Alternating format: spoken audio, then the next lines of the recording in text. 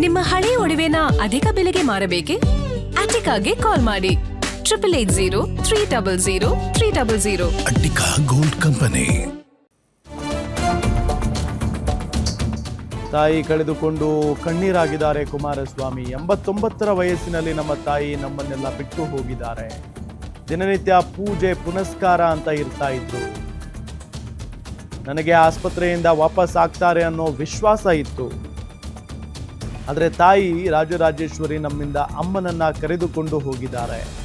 Guarantee news ಬಳಿ ಕಣ್ಣೀರಿಟ್ಟಿದ್ದಾರೆ ಪುತ್ರ HD Kumaraswamy ಅವರು. ಎಷ್ಟೇ ದೊಡ್ಡ ವ್ಯಕ್ತಿ ಆದರೂ ಕೂಡ ತಾಯಿಗೆ ಮಗನೇ. ಅವರ ತಾಯಿ ಕಳ್ಕೊಂಡಿದ್ದಾರೆ. ಈಗ ಈ ಹಿನ್ನೆಲೆಯಲ್ಲಿ ಕಣ್ಣೀರಿಟ್ಟಿದ್ದಾರೆ. ದಿನನಿತ್ಯ ಪೂಜೆ ಪುನಸ್ಕಾರ ಅಂತ ಇರ್ತಾ ಇದ್ರು. ಆಸ್ಪತ್ರೆಯಲ್ಲಿದ್ದಾಗಲೂ ಕೂಡ ವಾಪಸ್ ಆಗ್ತಾರೆ ಮನೆಗೆ ಅನ್ನೋ ವಿಶ್ವಾಸ ಇತ್ತು ಅನ್ನೋ ನಿಟ್ಟಿನಲ್ಲಿ ಮಾತಾಡಿದ್ದಾರೆ.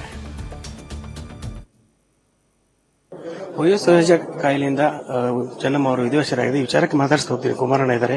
ಸರ್, ಇವತ್ತು 89 ವಯಸ್ಸು. ದೇವೇಗೌಡರಿಗೆ ಪಕ್ಷಕ್ಕೆ ಶಕ್ತಿ ಆದಿದ್ದರು. ದೇವೇಗೌಡರಿಗೆ ಚೆನ್ನಮ್ಮ ಶಕ್ತಿ. ದೇವೇಗೌಡರ ಬದುಕಿನಲ್ಲಿ ಅವರೇ ಹಲವಾರು ಬಾರಿ ಹೇಳಿದ್ದಾರೆ, ನನ್ನ ಬದುಕಿನ ಯಶಸ್ಸು ಅವರ ಪತ್ನಿ ಆದಂತ ನನಗೆ ಜನ್ಮ ಕೊಟ್ಟಂತ ನನ್ನ ಅಮ್ಮ, ನನ್ನ ತಾಯಿ ಅವರು ಪ್ರಮುಖ ಕಾರಣ ಅಂತಕ್ಕಂಥದ್ದನ್ನ 100 ಬಾರಿ ಹೇಳಿದ್ದಾರೆ. ಅದರ ಜೊತೆಗೆ ನಾವು ಹುಟ್ಟಿದ ನಂತರ ನಮಗೆ ಒಂದು ಪ್ರಪಂಚದ ಜ್ಞಾನ ಬಂದಾಗ ಆ ಸಣ್ಣ ಮಕ್ಕಳಿಂದಲೂ ಅವರ ಬದುಕನ್ನು ನೋಡಿದ್ದೇವೆ.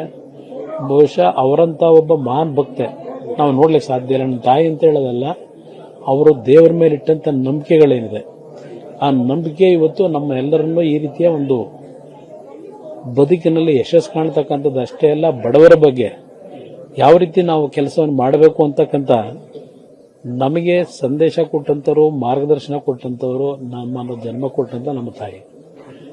ಯಾವುದೇ ರೀತಿಯ ಸಮಸ್ಯೆಗಳು ಬರಲಿ ಅದೆಲ್ಲವನ್ನು ಸಮಚಿತ್ತವಾಗಿ ತೆಗೆದುಕೊಳ್ಳೋದಷ್ಟೇ ಅಲ್ಲ, ಪ್ರತಿಯೊಂದು ಸಂದರ್ಭದಲ್ಲೂ ನಾವು ದಾರಿ ತಪ್ಪತಕ್ಕಂಥ ಸನ್ನಿವೇಶಗಳಲ್ಲಿ ನಮಗೆ ಯಾವ ರೀತಿ ನಮ್ಮನ್ನ ಸರಿಪಡಿಸಬೇಕು ಅಂತೇಳಿ ಪ್ರಯತ್ನ ಪಟ್ಟಂತವ್ರು. ಯಾವುದೇ ಕಾರಣಕ್ಕೂ ನಿಮ್ಮ ತಂದೆಗಾಗಲಿ ನನಗಾಗಲಿ ಕೆಟ್ಟ ಹೆಸರು ತರಬಾರದು ಅಂತಕ್ಕಂಥ ಯಾವಾಗಲೂ ಹೇಳ್ತಕ್ಕಂಥಷ್ಟೆಲ್ಲ ಜೀವನದಲ್ಲಿ ಯಾವ ರೀತಿ ನಡೆಯಬೇಕು ಅಂತಕ್ಕಂಥದ್ದನ್ನು ಅವರಿಂದ ಕಲ್ತಿದ್ದರು. ಅವರು ಹೊಳೆ ನರಸೀಪುರದಲ್ಲಿ ನಾವಿದ್ದಂಥ ಸಂದರ್ಭದಲ್ಲೂ ಬಡತನ ಇದ್ರು. ಹಲವಾರು ಕುಟುಂಬದ ಶಿಕ್ಷಣಕ್ಕೆ ಬರ್ತಕ್ಕಂಥ ಮಕ್ಕಳಿಗೆ ವಾರದ ಅನ್ನವನ್ನು ಕೊಡ್ತಕ್ಕಂಥ ದಿನಗಳು ಆ ದಿನಗಳಲ್ಲಿತ್ತು. ಅದೆಲ್ಲವನ್ನ ನಾವು ನೋಡಿದ್ದೇವೆ. ಬಡ ಮಕ್ಕಳಿಗೆ ಶಿಕ್ಷಣಕ್ಕೆ ಪ್ರೋತ್ಸಾಹ ಕೊಡ್ತಾರೆ. ನಮಗಷ್ಟೇ ಅಲ್ಲ, ಮಕ್ಕಳಿಗೂ ಸಹ ಪ್ರೋತ್ಸಾಹ ಕೊಡ್ತಾ ಇದ್ದ ದಿನಗಳನ್ನು ನಾವೇನು ಕಂಡಿದ್ದೇವೆ.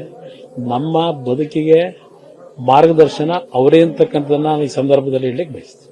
ಸಾಕಷ್ಟು ದೈವ ಭಕ್ತರ ದೇವಸ್ಥಾನ ಬೇರೆ ಜೀರ್ಣೋದ್ಧಾರ ಮಾಡಿದ್ದು, ಕಟ್ಟಿಸಿದ್ರು. ಇಲ್ಲ, ಹಲವಾರು ರೀತಿಯಲ್ಲಿ ಅವರು ದಿನಕ್ಕೆ 10 ಗಂಟೆ ದೇವರ ಕೋಣೆನಲ್ಲೇ ಕಾಲ ಕಳೆದಿದ್ದಾರೆ. ಅವರ ಬದುಕಿನಲ್ಲಿ ಬಹುಶಃ 100ಕ್ಕೆ 65-70% ದೇವರ ಕೋಣೆ ದೇವಸ್ಥಾನದಲ್ಲೇ ಅವರು ಕಾಲ ಕಳೆದಿರತಕ್ಕಂಥದ್ದು. ಇವತ್ತು 89ನೇ ವಯಸ್ಸಿನಲ್ಲಿ ಬಹುಶಃ ತಾಯಿ ರಾಜೇಶ್ವರಿ ನನ್ನ ಮಗಳ ಬದುಕಿನ ಸಾಕು ಅಂತ ಹೇಳಿ ಇವತ್ತು ಅವಳ ಹತ್ರ ಕರ್ಕೊಂಡಿದ್ದಾಳೆ. ದೆಹಲಿಯಲ್ಲಿದ್ದಾಗ ದೇವೇಗೌಡರ ಜೊತೆಗೆ ಇದ್ರು ಸರ್. ಅಂತ ಕಷ್ಟದ ದಿನಗಳಲ್ಲಿ ಒಡವೆಯನ್ನ ಮಾಡಿ ಅವರು ದೇವೇಗೌಡರ ಬೆಳವಣಿಗೆ ಇಲ್ಲ, ಅವರ ಬೆಳವಣಿಗೆ ಸಂಪೂರ್ಣವಾಗಿ ಅವರಿಗೆ ಸೇರಬೇಕದು. ಅದು ಅವರಿಬ್ಬರು ಬಹುಶಃ ಇವತ್ತಿನ ಸಮಾಜಕ್ಕೆ ಅತ್ಯಂತ ಒಂದು ರೀತಿಯ ಆದರ್ಶ ದಂಪತಿಗಳಾಗಿದ್ರು ಅಂತಕ್ಕಂಥದ್ದನ್ನ ಅವರ ನಡವಳಿಕೆಯನ್ನು ನಾವು ನೋಡಿದ್ದೇವೆ. ಆಸ್ಪತ್ರೆಗೆ ಹೋಗೋ ಮುನ್ನ ಕೂಡ ಅನೋನ್ಯವಾಗಿ ಬಹಳ ವಿಶ್ವಾಸ ಇತ್ತು ಮತ್ತೆ ಮನೆಗೆ ಬರ್ತಾರೆ ಅಂತ ಹೇಳಿ ಜೀವಂತವಾಗಿ.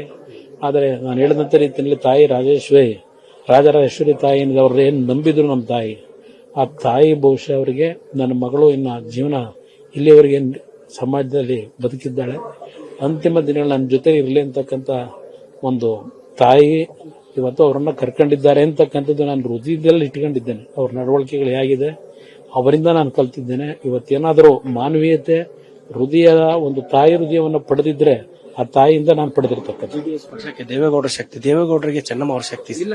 ಈಗ ಪಕ್ಷದ ಬಗ್ಗೆ ಅಂತಿಮ ಕ್ರಿಯೆ ಯಾವ ರೀತಿ ಈಗ ಅಂತಿಮ ಕ್ರಿಯೆ ನಾಳೆ ದಿನ ಆ ರಂಗನಾಥ ಸ್ವಾಮಿ ದೇವಸ್ಥಾನ ಏನಿದೆ ಮೇಲೆ ಬೆಟ್ಟದಲ್ಲಿ, ಅದರ ಅಡಿನಲ್ಲಿ, ಆ ದೇವರ ಪಾದದ ಅಡಿನಲ್ಲಿ ಅಂತಿಮವಾಗಿ ಕ್ರಿಯೆಗಳಾಗುತ್ತೆ. ಇದಿಷ್ಟು ಕೇಂದ್ರ ಸಚಿವರಾಗಿರುವಂತಹ HD ಕುಮಾರಸ್ವಾಮಿ ಅವರು ಮತ್ತು ತಾಯಿಯನ್ನ ಕಳೆದುಕೊಂಡು ಸಾಕಷ್ಟು ನೋವಿನಲ್ಲಿದ್ದಾರೆ. ಅವರ ಒಂದು 89 ವಯಸ್ಸಿನಲ್ಲೂ ಕೂಡ ದೇವೇಗೌಡರಿಗೆ ಶಕ್ತಿಯಾಗಿ, ನಮ್ಮ ಕುಟುಂಬಕ್ಕೆ ಶಕ್ತಿಯಾಗಿ ನಿಂತಿದ್ರು ಅನ್ನುವಂತ ಮಾತನ್ನ ಹೇಳ್ತಿರುವಂತದ್ದು. ಕ್ಯಾಮರಾ ಪರ್ಸನ್ ಶಿವು ಜೊತೆ ದುರ್ಗೇಶ್ ನಾಯ್ಕ, ಗ್ಯಾರಂಟಿ ನ್ಯೂಸ್, ಬೆಂಗಳೂರು.